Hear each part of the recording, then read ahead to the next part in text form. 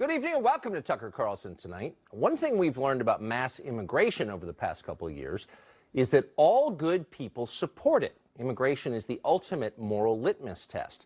When a caravan of poor migrants from the third world shows up uninvited on your doorstep, the decent among us step forward to welcome them in. That's commanded by the moral code of cable news and, more importantly, by the poem at the bottom of the Statue of Liberty. Only bigots and haters slam the door. That's what they've been telling us in the media now for years. CNN's Jim Acosta has made that point repeatedly. Well, it has finally happened. The caravan has arrived. But here's the funny part. It didn't arrive in our country. It arrived in Mexico, in the border city of Tijuana, just across the fence from San Diego. The people of Tijuana are Mexican citizens, so by definition, they are good people, much better than you are.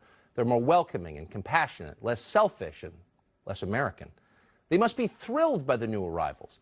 As immigrants, their new Honduran neighbors will grow their economy and add rich new diversity to their culture.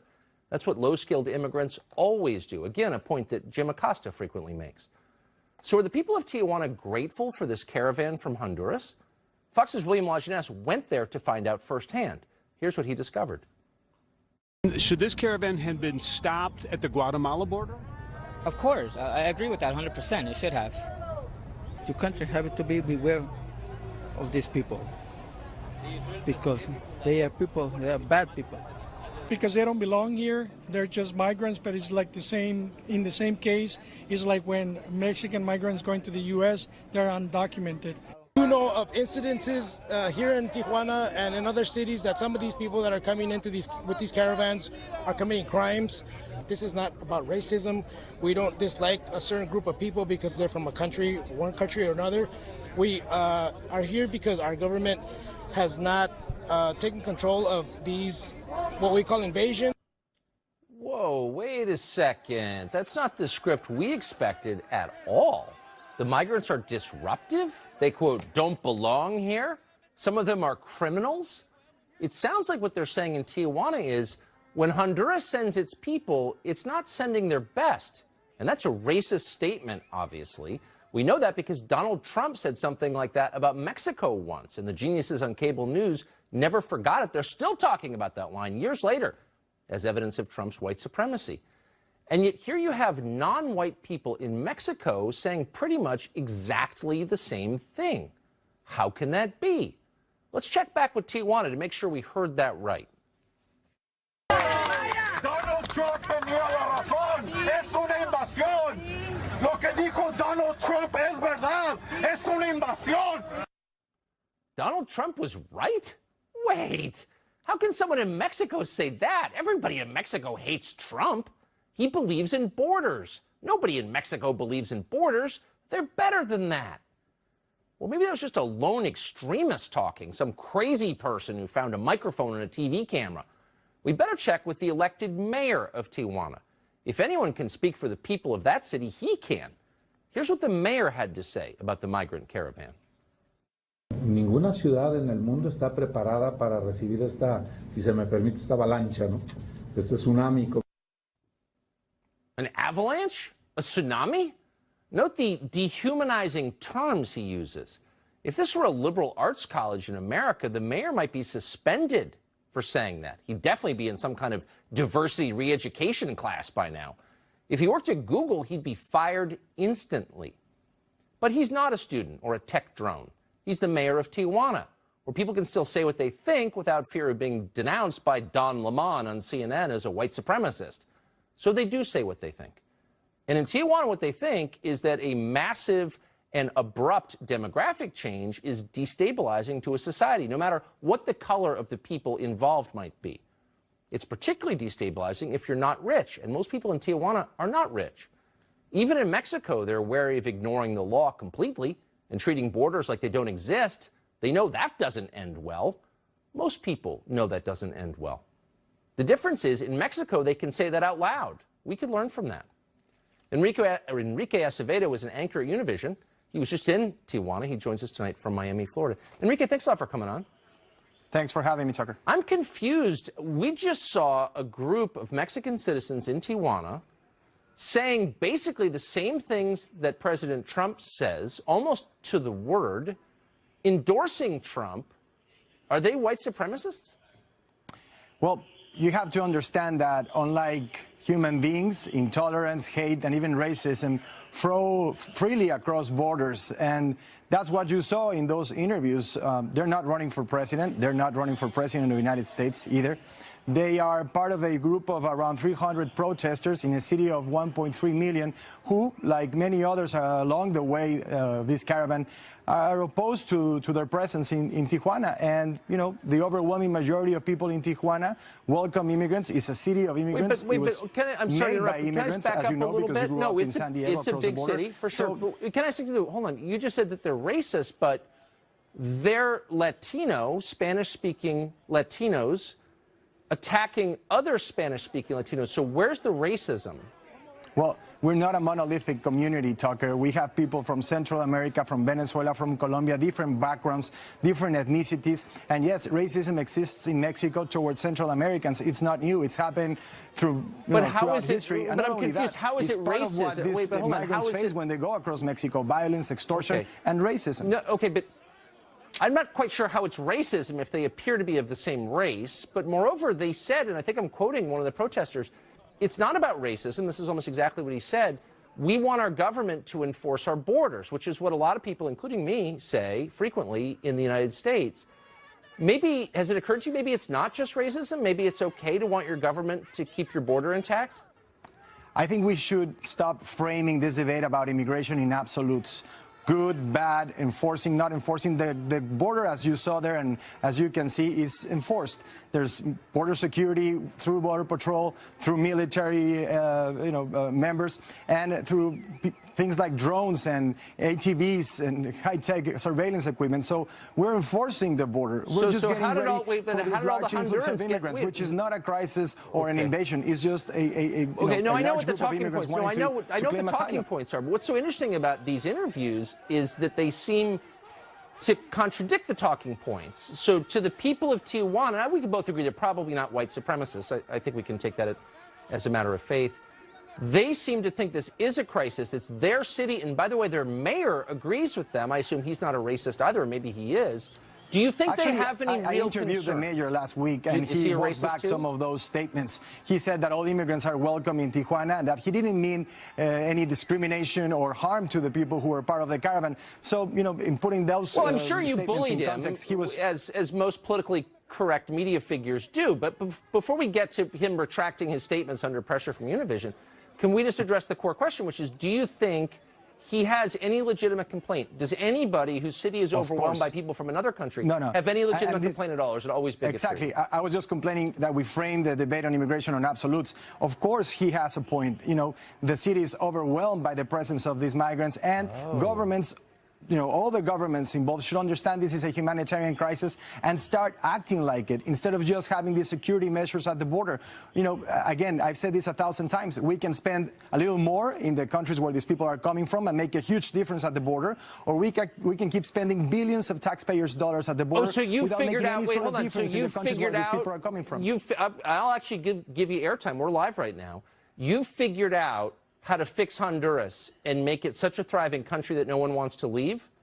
To raise GDP to American levels? How would you do it? Just really quick, how would you do that? I'm not coming up with a new idea. We've done this before with USAID, and it's worked. We just need more resources focused there instead of at the border. It's been a miserable failure. Instead of spending $100 billion over the past decade on border security, we could have used some of that money on programs that USAID has said is working. So which program, hold on, which program, hold on. I know what the talking point is. Let's get specific. I'm giving you a chance live on TV. Yes. Which program specifically would have made the economy of Honduras so strong that no one would want to leave and come to the United States? So USAID, for example, is working on 2 of the communities with the highest murder rate in Honduras.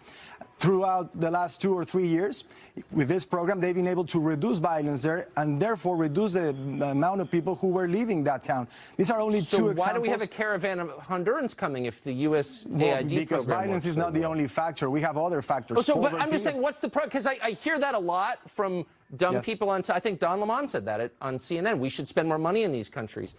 Has there ever been a program that has changed a country in the third world that made it so appealing that no one wanted to come to the United States? I don't think there is a program like that, is there? But again, absolutes, no one. It's impossible to just have a program for everyone. Violence is a factor. Poverty is a factor. Even climate now is becoming a factor. We saw a crew from the Weather Channel with the caravan. They were, tracking the journey of a group of immigrants from Honduras, where 90% of crops have collapsed. John Carlos Frater, correspondent, was telling me how the UN has declared Honduras, El Salvador, Guatemala, a region with famine. But what about the people? Different Look, factors. I feel sorry for the people in the caravan, and I understand why they want to come to the United States. I love this country. I appreciate their good-tasting countries. And what that's about the great the thing, people Tucker. Maybe of, we should be worried what about not everybody that else? people want to come in. We should start worrying when people don't want to come to the United States. That's going to happen soon if we don't get a real border. So, because we'll be like Honduras. So why would people want to move here? I mean, honestly, my question is, what about the people who live in the United States, or in this case, who live in Tijuana? Do they have any legitimate reason not to want? They do have legitimate reason. By all means, of course. You understand that, and we've discussed this in the past. Undocumented immigration is not a desirable outcome for any of the parties involved. I'm glad you're admitting these people live in their homes, and the people who you don't have to be a racist to be against but there are better ways, more humane, compassionate, and common sense laws that we could have instead of what we're doing with family separation, I don't really think it's our fault, and these measures that really don't make any difference. Yeah, I'm not going to accept blame for the disaster that is Central America. Sorry. Enrique, thank you, though. Appreciate it. Thank you, Tucker. Brandon Judd is the president of National Border Patrol Council. He joins us tonight. So, Brandon, you're seeing what's going on in Tijuana right now. Do you see that? And I feel sorry for the people of Tijuana. I feel sorry for the people in the migrant caravan. But do you think the chaos that we're watching on the screen in Tijuana vindicates the position of Americans who say, you know, this kind of caravan can destabilize your society pretty quickly? Well, they're absolutely correct. I mean, all you have to do is look at what just happened at our port of entry, at the San Ysidro port of entry today. This migrant caravan, they were tired of waiting in line, waiting for their turn to claim asylum, and they tried to shut down the entire port of entry by rushing the port of entry. Look, if it wasn't for President Trump and him sending the troops to the border, doing what he did, we would have ultimately shut down a port of entry that generates millions of dollars for the American economy per year, and we just can't have that. That's the lawlessness that we're facing. But Tucker, I just walked out of a meeting with the president, and to see him and to see the things that he's trying to do to secure our borders, it's something that gives me great hope, because he was left with a mess from his predecessors. And this is a president that once and for all is trying to end this debate and trying to secure the border for the American public. And for that, everybody should be grateful. I mean, people have differing views on what we should do about immigration. I think it's okay to have differing views about anything, really. But do you think it's helpful to shut down the conversation again and again and again by attacking people who disagree with you as bigots, as moral monsters? No, again, I mean, all you have to do is look at me. Unfortunately, I'm follically challenged. So am I automatically a bigot because I don't have hair? The truth is absolutely not. I adopted 2 children of Hispanic descent. We're not bigots simply because we want border security. What we want is we want our children to be able to be raised in a country that believes in laws, that makes us free and protects us. Well, of course. And the people of Tijuana want the same thing. Why wouldn't they? Yes, they do. Brandon, thank you very much. Thank you. Well, a Democratic member of Congress says it's time to ban millions of guns. Take them from you by force, and if you don't like it, the government may kill you. For real. That's next.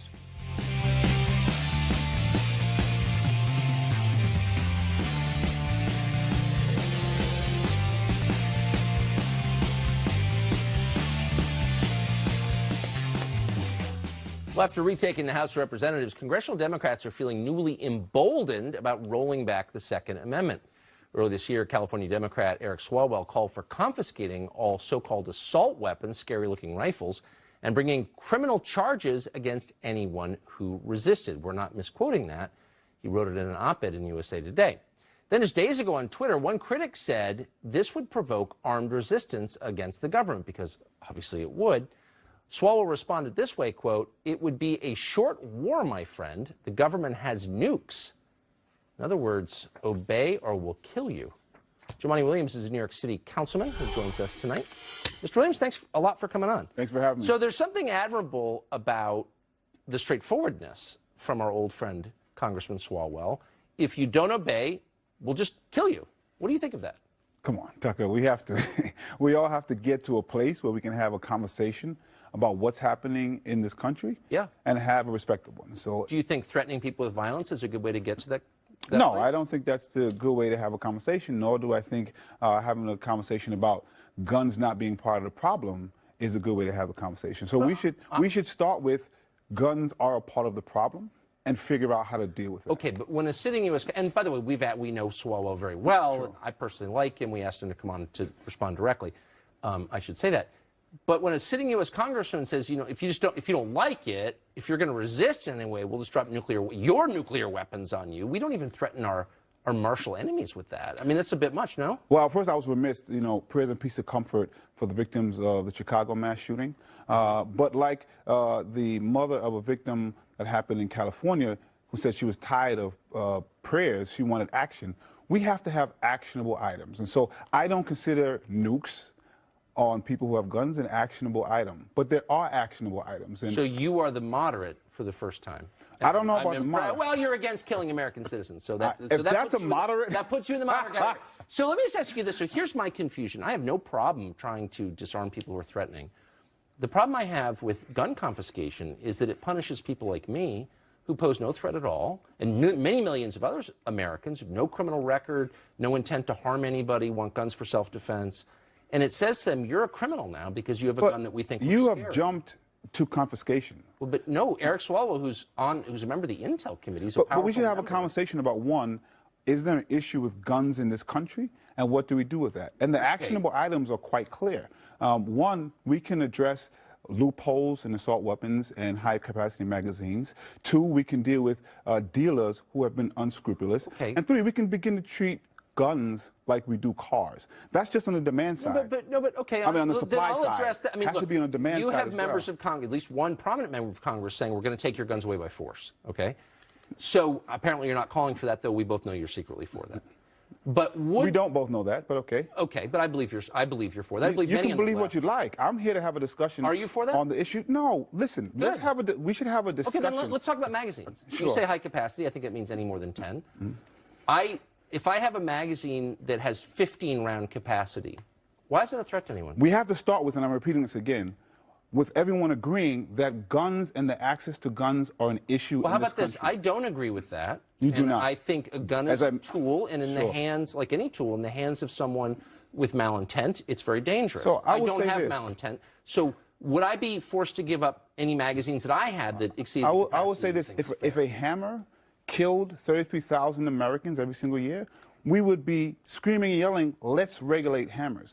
Guns are only made for killing. What I'm saying is let's at least treat guns how we treat vehicles. But you're speaking theoretically, and I want to speak tangibly. I'm speaking specifically. So there are millions upon millions of so-called high-capacity magazines out there. They're in circulation, tens of millions of them. What do we do with those? So I mentioned three things. I mentioned dealing with the high-capacity magazines and the assault weapons. I mentioned the loopholes of gun dealers. Stick with the magazines. But I mentioned also treating guns like we treat vehicles. That's just on the supply side. Okay, but I'm sorry to press you for specifics, but since this is what you do, let me press you.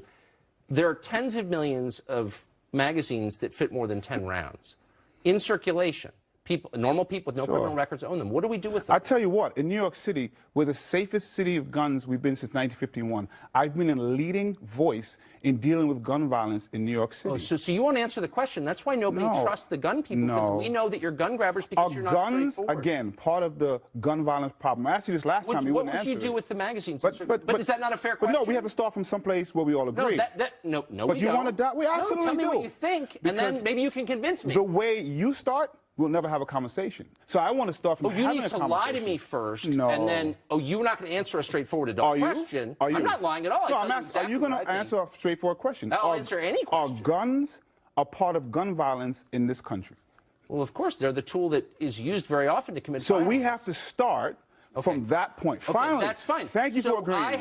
Thank you for agreeing. If I have a high-capacity magazine in my possession, your definition of high capacity, and I don't want to give it up, will you take it from me? So let's take that one off the table. Why? What about the other two? Wait, why are we Because taking you that like all to on? stick on the one that will prevent the conversation I like to ask from very going forward. simple factual no, questions I mentioned and three see if things. you're straightforward enough I to mentioned answer three them. things. And so the way this happens in government, people present things But why won't and we you figure answer out that? because you want to get to a point where people will reject any conversation about dealing with guns. But I think all of our I viewers want to get know to where a you point. stand. No, the they answer don't. is, of course, I'm going to take it from you and No, they punish you don't. if you don't give it to me. The fact of the matter is we have less than 5% of the population, and we own over half of civilian guns and 30% of mass shootings. But thank you for agreeing that guns are a part of gun violence problems in America. Next time we have a conversation, I we can get to the always fix. say what I think. In contrast to you, I will say, I always Mr. say what I Councilman, think as well. Thank you for joining. Thanks for I having appreciate me. it.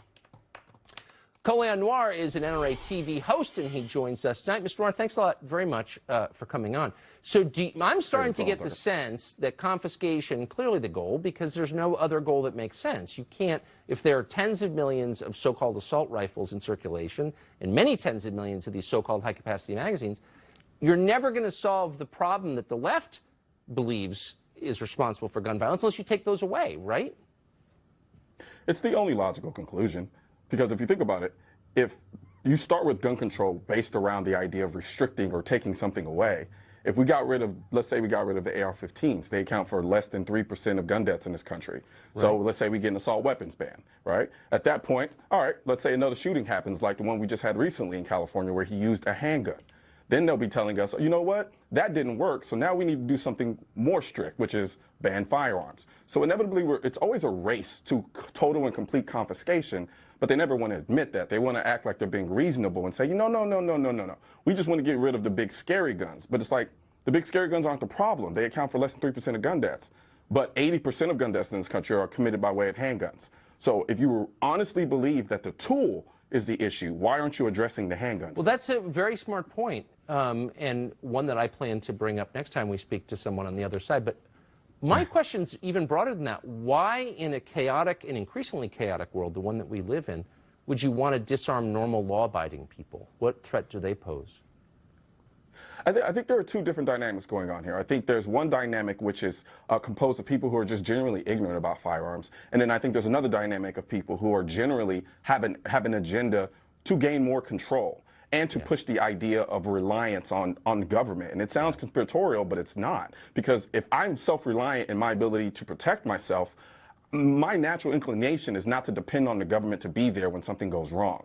Right. And you can't push the necessity of government if you have a populace of people who understand and embrace the idea of self-reliance, especially when it comes to protecting your life and your family.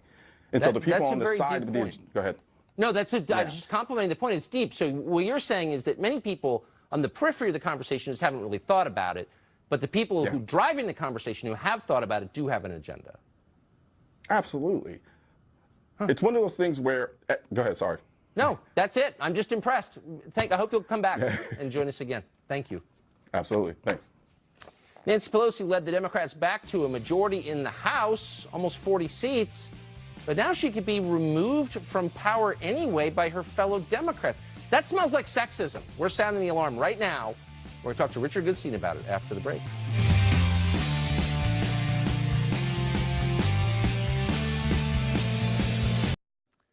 Democrats just retook control of the House of Representatives after 8 years, and the rest of us are waiting to see what they will do with their new political power. We know the Democrats despise the president. They've mentioned that.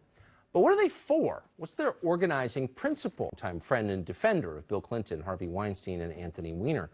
Gillibrand has recently been reborn as a fire-breathing fundamentalist preacher. Here's a selection from a few of her sermons over just the past week.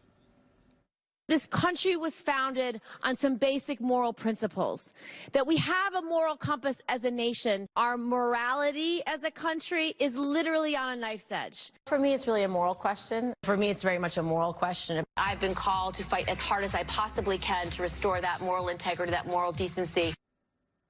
For me, it's a moral question. Keep in mind the hand gesture. Keep in mind also that Senator Gillibrand isn't just fighting for moral integrity and moral decency. She says she has been called to fight for these things. You know who called her, don't you? It wasn't her friend Anthony Weiner from the prison payphone. Nope. It was God himself. He calls Senator Gillibrand directly. He's got her cell. That's how close they are. Remember when Democrats used to say they worried about a theocracy? Who knew they'd try to start their own? Well, after 8 years, the minority Democrats are, as we said, back in control of the House. They may soon have a new leader of the House, the Speaker. A growing number of Democrats publicly voicing opposition to electing Nancy Pelosi to that job for another time. One of the things that I talked about frequently on the campaign trail was the need to have new voices in Congress, the need to turn a new page. We answer that call for new leadership by reinstalling the same status quo establishment leadership that we've had in this party since 2006, then we're letting down the American people. I think once we show that the leader can't get to 218, you're going to see other people throw their hat in the ring, too. Now, there are a lot of ways Pelosi could respond to that. The most obvious is by saying, look, we just won 39 seats in the House. Possibly we're going to get to 40. I did that. She could say that. Instead, she's crying sexism. You'd have to ask those people what their motivation is. I think of the 17, it's mostly like 14 men who are on that letter. If, in fact, there is any misogyny involved in it, it's their problem, not mine. Men. Toxic masculinity in the Democratic Party. Richard Goodstein, a living expert on this. No, just kidding. But he is an attorney and former advisor to both Bill and Hillary Clinton, joins us tonight. I didn't know, Richard, there was that much sexism in the Democratic Party. Nancy Pelosi says there is. What are you guys going to do about it? Yeah, I was sorry to see Nancy Pelosi attribute these rebels to misogyny and sexism. I actually think she knows that's not what it is, that when Conor Lamb was running for election initially in that district in Pennsylvania that went for Trump by 20, and all these ads were being run saying he was just going to be a puppet of Nancy Pelosi's, guess what? He said he wasn't going to vote for her if he got elected to be Speaker. And you know what? He's not. It's not because she's a woman. It's because he made a commitment to his constituents, because he basically thought that's what he needed to do to, A, get elected, and B, what he thought was right, that the Democrats needed to turn the page. Oh, so he just wants the most qualified candidate, irrespective of her sex. I can't let you off the hook that fast, Richard. These are the rules that you guys wrote, and the rules are as follows. The most important thing about you is how you're born. Your sex, your race, your sexual preference, your innate qualities, your DNA. That's what defines you. It's called identity, Richard. I don't know if you knew that. In the intersectional world that you guys made, you can't just say, oh, we found a better candidate. You're blowing off a woman. 14 men are doing that. Is there an investigation into institutional sexism in the Democratic Party? I'm dead serious. Why wouldn't there be? Yeah, here's what's worse. The problem for the Democrats, and I'm serious about this, it's nothing to do with identity. It's with seniority. And they, I think, respect the fact that when Newt Gingrich came in, that the Republicans did something different. They basically said, we're going to put the sort of younger, vital, able, competent people in our leadership position, in committee chairs, and Paul Ryan's a young guy. And I think that's something that, frankly, a lot of Democrats wish Democrats could figure out a way to embrace. It has nothing to do with Nancy Pelosi's gender or Congressman Clyburn's race. It has to do with the fact that, yes. But everything outside the Democratic Party's leadership structure, according to Democrats, has to do with race and gender. Everything. I mean, every time I flip on the tube, there's some moron tugging his chin and saying, I don't see enough people of whatever in this picture. I mean, that is the most basic Democratic talking point. But we're not supposed to apply it to the Democratic leadership because why? Well, again, I think the Democratic talking points are about health care, about making sure that tax cuts go to working people, about gun background checks, about infrastructure. That's what Democrats are united around. Can they stop lecturing the rest of us about racism and sexism, since clearly they don't hold themselves to the same standard? That's all I'm asking for. By the way, I hope the Democrats talk about health care. I think it's an important topic. I think we'd all benefit from that. Can they lay off the race and gender stuff a little bit, though, since they're obviously not playing by those rules? Again, Republicans put Nancy Pelosi on the ballot, all these ads they ran against her. Donald Trump said himself he was on the ballot. And as you just said, Democrats picked up 39 seats, having nothing to do with race or gender, having to do with sort of a belief that, A, they needed an agenda that the Democrats supported, and B, frankly, to put a check on Donald Trump. Wait, hold on. You just lied over it. Nothing to do with race or gender. Really? I mean, or gender, how do we know that? So here's what I know. Here are the stark facts of the case. Donald Trump is for Nancy Pelosi as Speaker, but Seth Moulton is not. Trump is comfortable with a strong woman in power. Seth Moulton clearly isn't. Seth Moulton looks like a sexist to me by this measure, and Donald Trump seems very enlightened. I mean, that's what I say. Why do you see something different? You're assigning weight to what Donald Trump says. I think most Democrats, and frankly, most people in the country anymore, don't. With all due respect, they just don't assign weight to what he says. Wait, he says because he's so for many times Pelosi. he Okay, says how things about that this? aren't true. I'm for Pelosi. Look, I'm just using the rules that you guys made up and enforce with Germanic efficiency on the rest of us. That's all I'm doing. And how does it feel? It feels bad because it's unfair and stupid, isn't it? Can you just admit that? It's unfair and stupid, and the rest of us have to live like this in fear. And maybe you guys should live that way just for a day to see what it feels like. Do you see what I mean? Well, okay, you're ascribing things that I think Democrats and the public generally, they wouldn't have voted in the Democrats to run the House. Position, Tucker. I guess. I don't know why they did. Richard Goodstein, great to see you. Thank you. I don't think pleasure. you're a sexist. I was just kidding. Thank you. Well, the new face, the Democratic Party, just endorsed a plot to make the party even more liberal than it already is. Mark Stein joins us to assess what happened. Stay tuned.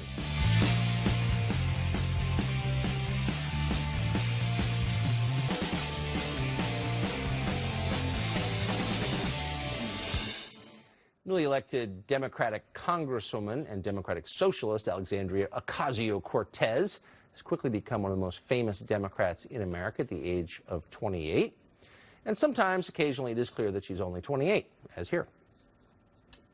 I would love to get inaugurated January 3rd, January 4th. We're signing health care, we're signing this, we're decarcerating our society. And if we work our butts off to make sure that we take back all three chambers of Congress, all three chambers of government, the presidency, the Senate, and the House in 2020. We look at these figures and we say, oh, unemployment is low, everything is fine, right? Well, unemployment is low because everyone has 2 jobs. Some missteps, but that does not mean she's not popular. She's very popular among the Democratic base, and she's determined to remake the party along very different lines. She just gave support to Justice Democrats. That's a group plotting primary challenges to Democrats they deem insufficiently progressive and insufficiently diverse. Author and columnist Mark Stein joins us, who I should say, in an editorial comment, is one of the single smartest people I've ever met in my life and who never went to college. So if you're thinking about whether to send your brilliant son or daughter off to school at $70 grand a year, look at Mark Stein and reconsider. Anyway, I couldn't control myself. No, drop out at fifth grade, America. You'll thank me for it. There's something to it. Anyway, that's another show. So the Democratic Party has a reckoning, it seems to me. They need to figure out who they are and what they stand for. What are they going to decide? Where are they going? Well, I think they're going with Miss Ocasio-Cortez. You were talking with our pal Richard about identity politics, and there's actually something absurd about it. We had a fellow called O'Rourke pretending to be Hispanic, some kind of Hispanic. You're talking about Beto. Beto O'Rourke, pretending to be Hispanic. And essentially what you have permanently is extremely old white people. Running against an actual Hispanic guy named Ted. Yeah, but if you look at, Joe Biden, Nancy Pelosi, Bernie Sanders, Dianne Feinstein, and they're all about, as you said, they're all about the identity politics. They're saying, oh yeah, if you're a Muslima transgender, then Joe Biden is your guy, or Bernie Sanders is your guy. And at a certain point, these identity groups, like the youngest Congresswoman, decide, no, well, wait a minute, we'd like a piece of the action. Well, exactly. Yeah. So I don't know. I mean, I have mixed feelings about this. I don't think that you should elevate people on the basis of irrelevant criteria like their race, of all things. I think it's immoral, actually, no matter what the race is. On the other hand, they wrote these rules. And they don't want to live by these rules, but they want everyone else to live by them. And they're being taken out by people who took them at their word, like Alexandria Ocasio-Cortez. I mean, we can laugh at her. I thought that. I don't even know what 3 chambers of government mean. Well, I do, because it's like if you're an immigrant, it's in the test. I think the 3 branches of government are the special counsel, the Broward County Elections Office, and the judge who gave Jim Acosta his press pass back. They're the 3 branches of government. But what's more interesting is not that she doesn't know that, but that millions and millions of Democrat voters don't think it's actually essential to know that. They're way beyond that now, and they have a new view of America, and she represents it.